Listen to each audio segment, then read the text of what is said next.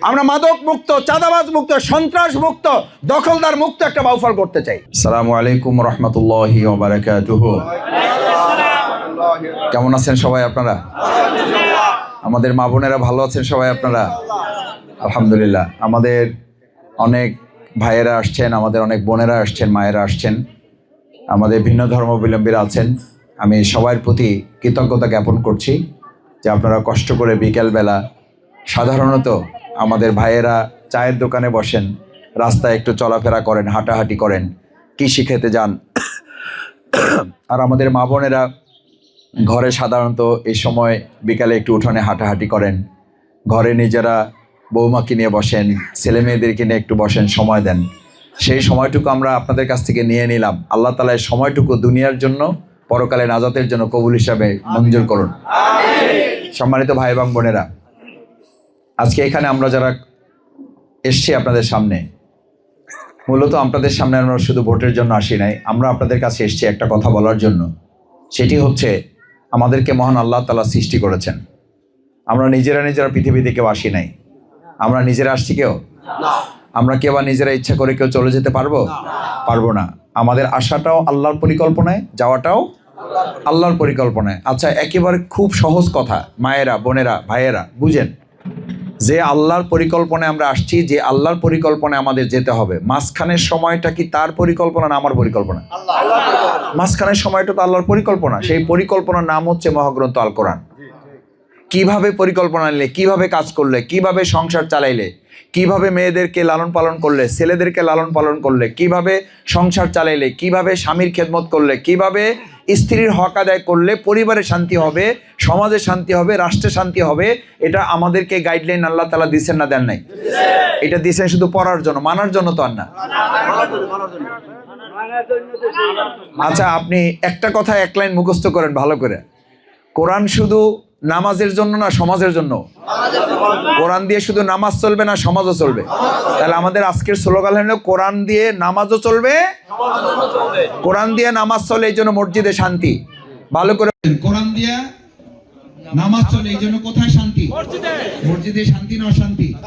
শান্তি। কোরআন দিয়ে যদি ওইভাবে সমাজ চলে তাহলে সমাজে শান্তি না অশান্তি? কোরআন দিয়ে যদি আমাদের পরিবারটা চলে, শান্তি না অশান্তি? কোরআন দিয়ে যদি আমাদের সংসদ চলে তাহলে শান্তি না অশান্তি? এটা কি মুখের কথায় চলবে? আমরা এখানে বসে যদি এক মাস এই জিকির করতে থাকি, আল্লাহ কোরআন দিয়া সমাজ চালান, আল্লাহ কোরআন দিয়া পরিবার চালান, আল্লাহ কোরআন দিয়া বাউফল চালান, হবে? এটার জন্য সিস্টেম হলো, সংসদে লোক যায় 300 জন। কয়শো জন? সারা দেশ থেকে 300 জন লোক যায়। এই 300 জন লোক পাঠায় কারা? এই আপনারা। ক্ষমতা তাহলে এমপিদের কাছে না আপনাদের কাছে? ক্ষমতা আপনাদের কাছে। এখন আপনারা সেটার উপরে ভিত্তি করে আপনার আগামী কাল কিয়ামতের দিনে হয় নেকির পাল্লা যোগ হবে, না হলে পাপের পাল্লা যোগ হবে। আমার মায়েরা, খালি একটা ভোটের ব্যাপার না। এই কথা আবার বললে বলে যে আমরা জান্নাতের টিকিট বিক্রি করি। আরে বাবারে, জান্নাতের টিকিট বিক্রি করা না প্রসঙ্গ না। আমাদের এই আলোচনায় তো জান্নাত জাহান্নামের আলোচনা না থাকলে তো আমাদের ইমানই থাকবে না। ইমানদারদের আলোচনার মধ্যে জান্নাত জাহান্নাম লাগবে না? লাগবে না? এই যে আমি এখানে একটা জানাজা পড়ে আসছি, আমাদের জানাজা আছে না নাই? আছে। তাহলে আমাদের তো দুনিয়ার চিন্তা করতে হবে, তার চেয়ে বেশি চিন্তা করতে হবে কোথায়? আখিরাতের চিন্তা। তো আখিরাতের আলোচনা আসলে জান্নাত জাহান্নামের আলোচনা আসবে না? আসবে না?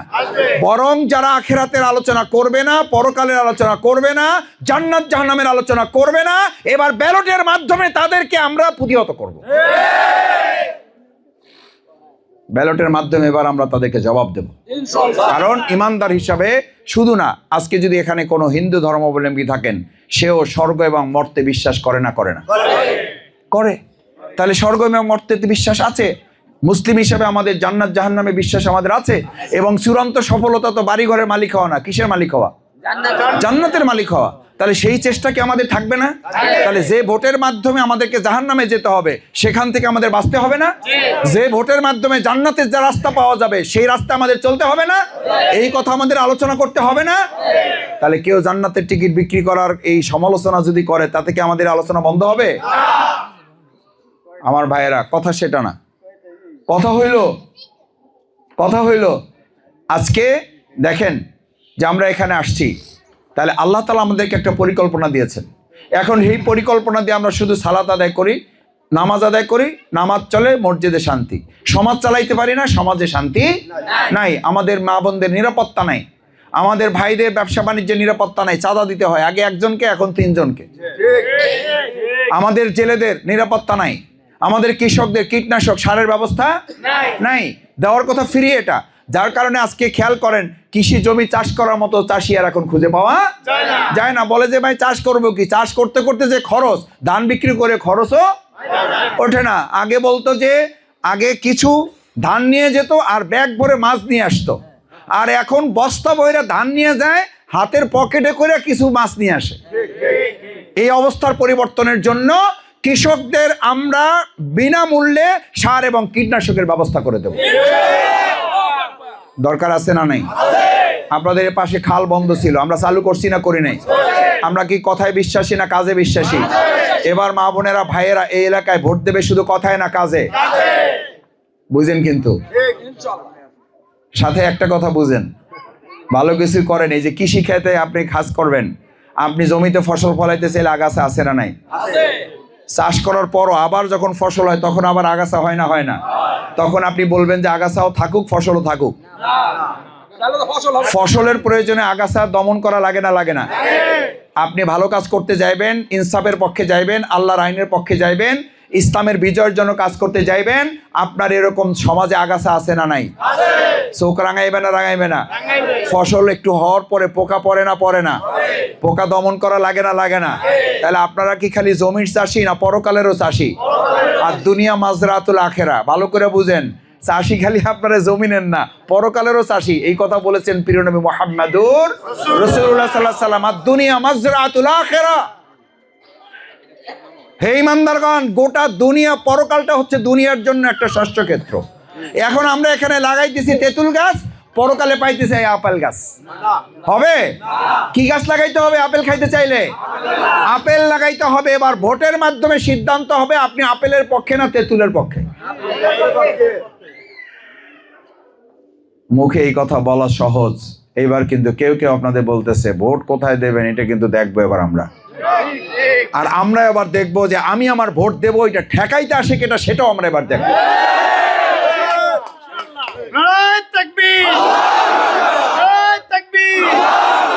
আমার ভাইয়েরা, আমার বোনেরা, আমার মায়েরা, একটা কথা বলি, মায়েরা, দাদিরা, ফুপুরা, বয়সীরা আছেন, মাফ করে দেন, আগাম মাফ চাই নিলাম। আমার মা বোনদের এবার বলি, নির্বাচনে আমরা 15-20 বছর ভোট দিতে পারি না। আমাদের কি বলতো? এবার তো তাও বলে যে কিভাবে ভোট দেন এটা দেখে নেবার। আগে কি বলতো? কয় যে কষ্ট করে আসা লাগবে না, আপনার ভোট দেওয়া হয়ে গেছে। এত খেদমত, এত সেবক আমাদের বাউফলে আল্লাহ তাআলা এই 15 বছর দান করছিলেন। এরকম খাদেম, এরকম সেবক আর লাগবে? লাগবে না ইনশাল্লাহ। এবার আমরা যে কাজটা করতে চাই, আমরা ভাইদেরকে বলছি ভোট দেওয়ার সময় ভালোভাবে প্রস্তুতি নিয়ে যাবেন, আর মায়েদেরকে বলছি ভালোভাবে জুতা পরে যাবেন। ভালোভাবে কি পরে যাবেন? জুতা কম দামিগুলো পরে যাবেন, কম দামি পরে যাবেন যাতে খুলতে বেশি। কারণ ভোট ডাকাতি, কেউ ভোট জালিয়াতি, ভোট যদি কেউ কাটতে আসে, এ হচ্ছে আল্লাহর দৃষ্টিতে অপরাধী, আর অপরাধীকে দমন করার দায়িত্ব ইমানদারদের আছে না নাই? মান রা মিনকুম মুনকারান ফালিগাইয়িরু বিয়াদিহি, রাসূল সাল্লাল্লাহু আলাইহি ওয়াসাল্লাম বলেন, হাত দিয়ে প্রতিবাদ করো কেউ অন্যায় করলে। যদি দেখো কেউ অন্যায় করতেছে, হাত দিয়ে প্রতিবাদ করো। ভোট তো আপনার ভোট না, এটা আমানত, তার প্রতিবাদ করার দায়িত্ব আমাদের আছে না নাই? এই জন্য বলছি কম দামি জুতা কিনবেন। কেউ সামনে এসে দাঁড়ায় গেলে প্রথমে এক পাটি খুলবেন, ওই খোলা দেখাই এই সমস্ত বদযাত্রা রাস্তায় দাঁড়াবার সাহস পাবে না। আমার মা বোনেরা যখন সমাজে দাঁড়িয়ে গিয়েছে, তখন সত্য প্রতিষ্ঠার ক্ষেত্রে কেউ আর আমাদেরকে আটকায় রাখতে পারে নাই। আলহামদুলিল্লাহ, আমি মাঝে মধ্যে শুনি, আমার মা বোনেরা এখানে আছেন, আপনারা আরো ভালো বলতে পারবেন, কবে যে এবার দাঁড়িপাল্লায় পুরুষেরা কি ভোট দেবে, ভাইয়েরা কি ভোট দেবে দেবে জানি না, আমাদের মা বোনদের ভোট এবার সব দাঁড়িপাল্লায় যাবে। আমাদের বিভিন্ন জায়গায় বলছে বহু মার্কা তো দেখলাম, দেশ স্বাধীন হয়েছে 54 বছর, মার্কা তো কোনোটা বাদ যায় নাই। এবার আমরা ইনশাল্লাহ দাঁড়িপাল্লাকে একবার দেখতে চাই। আমার মা বোনের, আমার ভাইয়ের এখানে আছেন, একটা কথা আপনারা অনেক সময় বলেন, আচ্ছা এই ছেলেটা, আমার 5টা ছেলে মেয়ে, একটা ছেলে মেয়েরে এবার তো একটা সুযোগ দিতে পারি নাই, তো একটাবার আমার মেয়েটাকে একটু কি দেখতে চাই, সুযোগ দিয়ে দিতে চাই। সুযোগ দেওয়া ছাড়াই তাকে অযোগ্য ঘোষণা করা যাবে? এখন যে দলগুলো মাঠে আছে, এর মধ্যে আপনি জামাত ইসলামীকে সুযোগ কি আমরা একবারও পাইছি? একবার সুযোগ আমরা তো চাইতে পারি না, এই আবদার করতে পারি না। আমার মায়েরা সন্তান হিসাবে আপনার কাছে সন্তান যদি আবদার করে, মাগো আমি একটাবার তোমার কাছে সুযোগ চাই, সুযোগ দিয়ে দেখো, তারপরে তুমি যে শাস্তি দাও দিও। আমার বাপেরা এখানে আছেন, আমার দাদারা চাচারা এখানে আছেন, আমি বাবারা দাদারা চাচাদের কাছে বলি, আপনার সন্তান নাতি হিসাবে ভাই হিসাবে একটাবার সুযোগ কি আপনাদের কাছে আমি চাইতে পারি না? দাঁড়িপাল্লাকে একটাবার সুযোগ চাইতে পারে না? আমরা কি বেঁচে থাকতে একবার আল্লাহর জমিনে আল্লাহর আইন দিয়ে এই সমাজ চলছে এটা কি দেখে যেতে চাই না? যারা চাই দেখে আল্লাহু আকবার, আল্লাহু আকবার।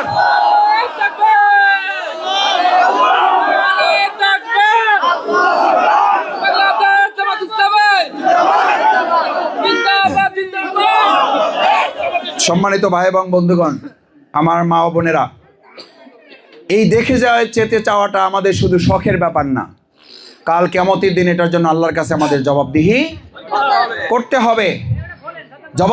হবে। এই কারণে যে আল্লাহ সুবহানাহু ওয়া তাআলা বলেন, ওমান লাম ইয়াহকুম বিমা আনজালাল্লাহু ফাউলাইকা হুমুল কাফিরুন।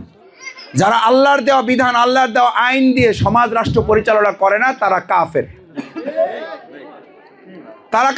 আলা লাহুল খালকু ওয়াল আমর।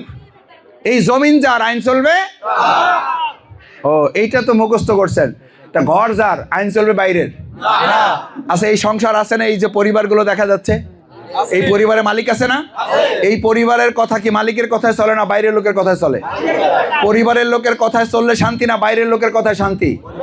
আপনারা কিন্তু একটা কথা সব সময় বলেন, যা হয় হোক নিজেদের মধ্যে থাকতে হবে, বাইরে যাওয়া যাবে না, বাইরে গেলেই কিন্তু ঝামেলা। আর দেখেন গোটা দুনিয়াটা, বাংলাদেশটা পরিচালনার জন্য জমিনটা হলো আল্লাহর, আমরা আইন মানে মানুষের, এই কারণেই শান্তি না অশান্তি। এবার আমাদের সিদ্ধান্ত নিতে হবে, আমাদের পরিবারে আমাদের কথায় চলে বলে পরিবারে যেমন শান্তি, আমার এই জমিন যে আল্লাহর, এবার সেই আল্লাহর আইনে চললেই কেবলমাত্র বাউফল শান্তি আসবে। আমাদের সন্তানদেরকে মাদক ধরিয়ে দেওয়া হচ্ছে, কেন ধরিয়ে দেওয়া হচ্ছে? আল্লাহর আইন নাই, যার কারণে এদের শাস্তি নাই। শাস্তি দেবেন কি? মাদক দুটো ধরে দেখেন না, ধরে দেখেন, থানায় নেওয়ার আগে সারাই নেওয়ার জন্য লোক বসে থাকে না? এরা কি রাজনৈতিক না অরাজনৈতিক? রাজনৈতিক লোকেরা কে বসে থাকে? রাজনৈতিক নেতারা, কারণ তাদের কাছ থেকে তারা কমিশন খায়, আমাদের কৃষকদের জমি একজনের ফসল কাটতে চায় আর একজন, এইসব চর এলাকায় অনেক জায়গায় আছে না নাই? আছে। এইটা আমরা বন্ধ করতে চাই। আমরা মাদক মুক্ত, চাঁদাবাজ মুক্ত, সন্ত্রাস মুক্ত, দখলদার মুক্ত একটা বাউফল করতে চাই। আমাদের মা বোনেরা, আমার মায়েরা, আমার বোনেরা, আমার কন্যা সন্তানেরা স্কুলে যাবে, কলেজে যাবে, মাদ্রাসায় যাবে, এক আল্লাহ ছাড়া তাকে কাউকে আর তারা বড় করবে না। অথচ আমাদের রাস্তার মোড়ে মোড়ে বিভিন্ন দলের প্রভাব খাটাইয়া পরিচয় দিয়া ইপটিজিং করার জন্য দাঁড়াইয়া থাকে না? তাদের কিছু বলতে গেলে উল্টা তারা আপনাদের চোখ রাঙায় না। আমাদের এমন মা বোনেরা আছে, অভিযোগ করতে পর্যন্ত ভয় পায়, মা বোনের ইজ্জতের উপরে হামলা করে, এই কথাটা বলতে পর্যন্ত সাহস করে না, ওই সমস্ত প্রভাবশালী তথাকথিত নেতাদের ভয়ে। আমরা এরকম সমাজ চাই? আমরা এরকম কালীশ্বরী চাই? আমরা এরকম রাজাপুর চাই? আমরা এরকম বাংলাদেশ চাই? আলহামদুলিল্লাহ, আপনাদের সন্তানরা সেই আস্থা অর্জন করেছে বলে ঢাকা বিশ্ববিদ্যালয়, জাহাঙ্গীরনগর বিশ্ববিদ্যালয়, রাজশাহী বিশ্ববিদ্যালয়, চট্টগ্রাম বিশ্ববিদ্যালয় ইসলামী ছাত্র শিবির আজকে পরিচালনা করছে। ইসলামী ছাত্র শিবির যদি ঢাকা বিশ্ববিদ্যালয়কে বলা হয় মিনি পার্লামেন্ট। কি পার্লামেন্ট? Mini parliament. ছোট পার্লামেন্ট ওইটা, আর বড় পার্লামেন্ট হলো সংসদ ভবন। তো মিনি পার্লামেন্ট যদি আজকে সেখানকার 100% শিক্ষিত ছাত্রছাত্রীরা ছাত্র শিবিরের হাতে বিশ্ববিদ্যালয় তুলে দেয়, তাহলে আমাদের বাউফলকে আমরা কোরআনের পক্ষে, দাঁড়িপাল্লার পক্ষে আমরা তুলে দেব কিনা? ইনশাআল্লাহ। যার কারণে আজকে দেখেন ঢাকা ইউনিভার্সিটিতে মারামারি কাটাকাটি নাই, চাঁদাবাজি নাই, রাজশাহী ইউনিভার্সিটিতে খুনাখুনি নাই, সিট দখল করা নাই। এরকম একটা বাউফল আমরাও যদি ইনশাল্লাহ দাঁড়িপাল্লার পক্ষে বিজয় নিয়ে আসতে পারি, আমরাও গড়ে তুলতে পারবো। আসুন, সেই জন্য 3টা কাজ। 1 নম্বর হচ্ছে নিজে শক্ত থাকবেন। কি থাকবেন? শক্ত আছেন না নাই? আছেন ইনশাল্লাহ। 2 নম্বর হলো কেউ ভয় দেখাইলে উল্টা আমরা তারে ভয় দেখাবো। আমরা ভয় দেখাবো মানে আমরা তারে কোনো কিছু করবো না। আমরা একটা কথা বলবো যে আমরা শুধু আল্লাহকে ভয় পাই, আর আল্লাহকে যে ভয় পায় দুনিয়ার আর কেউ তাকে ভয় পায় না। আমাদের আর কাউকে ভয় পাওয়ার দরকার হয় না। আমরা শুধু ভয় পাই কারে? আল্লাহকে। এই কথা বলার অর্থই হলো আমাদের ওই যারা ভয় দেখায় তাদের অন্তরে কম্পন তৈরি হবে। পারবেন ইনশাআল্লাহ? আমার মা বোনদেরকে একটু বেশি, তাদেরকে একটু অবলা বলে, দুর্বল মনে করে। ইনশাআল্লাহ আমার মা বোনেরা ইসলামের জন্য প্রথম জীবন দিয়েছে হযরত সুমাইয়া রাদিয়াল্লাহু তাআলা। পুরুষেরা না, আগে জীবন দিয়েছে ভাইয়েরা না বোনেরা? বোনেরা। রাসূল সাল্লাল্লাহু আলাইহি সাল্লামের কাছে সর্বপ্রথম দুনিয়ার সমস্ত সম্পদ তুলে দিয়েছে ভাইয়েরা না বোনেরা? হযরত খাদিজাতুল কুবরা রাদিয়াল্লাহু তাআলা জ্ঞানের জগতে সবচেয়ে বেশি অগ্রণী ভূমিকা রেখেছে ভাইয়েরা না বোনেরা? হযরত আবু হুরায়রা রাদিয়াল্লাহু তাআলার পাশাপাশি হযরত আয়েশা সিদ্দিকা রাদিয়াল্লাহু তাআলা সবচেয়ে বেশি হাদিস সংরক্ষক এবং মুখস্থকারী ছিলেন। সুতরাং ইসলামের বিজয়ের ক্ষেত্রে ভাইদের চেয়ে কোনো কোনো ক্ষেত্রে আমাদের মায়েরা বোনেরা কি রেখেছে? ভূমিকা রেখেছে। রাসূল সাল্লাল্লাহু আলাইহি সাল্লামের সময় তীর ধনুকের যুদ্ধ হয়েছে, এখন আমাদের ব্যালটের যুদ্ধ হচ্ছে। রাসূল সাল্লাল্লাহু আলাইহি সাল্লামের সময় তীর ধনুকের যুদ্ধে মায়েরা অংশগ্রহণ করছে না করে নাই? আমাদের যারা যুদ্ধে সাহাবীরা অংশগ্রহণ করছেন তাদের খাবার পানি আগাই দিয়েছেন, তারা অসুস্থ হলে তাদের চিকিৎসা সেবা দিয়েছেন। তাহলে ওই সময় যদি তীর ধনুকের যুদ্ধে অংশগ্রহণ করেন মায়েরা বোনেরা, আজকের যুগে ইসলাম বিজয়ের জন্য ব্যালটের যুদ্ধে ভাইদের পাশাপাশি আমাদের বোনেরাও যুক্ত হয়ে এবার স্লোগান তুলতে হবে, মা বোনেরা ভাইয়েরা বেঁধেছে জোট দাঁড়িপাল্লায়, ভাই বোনেরা বেঁধেছে জোট, ভাই বোনেরা বেঁধেছে জোট। পারা যাবে ইনশাআল্লাহ? ইনশাআল্লাহ। সেই প্রত্যাশা ব্যক্ত করে আপনারা যারা কষ্ট করে আপনাদের পারিবারিক, আপনাদের সামাজিক, আপনাদের ব্যক্তিগত আত্মীয়তার অনেক আজকে সময় দেওয়ার দরকার ছিল, সেই সময়টুকু থেকে আমাদেরকে দিয়েছেন। আল্লাহ সুবহানাহু ওয়া তাআলা আপনাদেরকে দুনিয়াতে সম্মানিত করেন, আপনাদের দুনিয়ার যা অসুবিধা আছে সেগুলো যেন দূর করে দেন।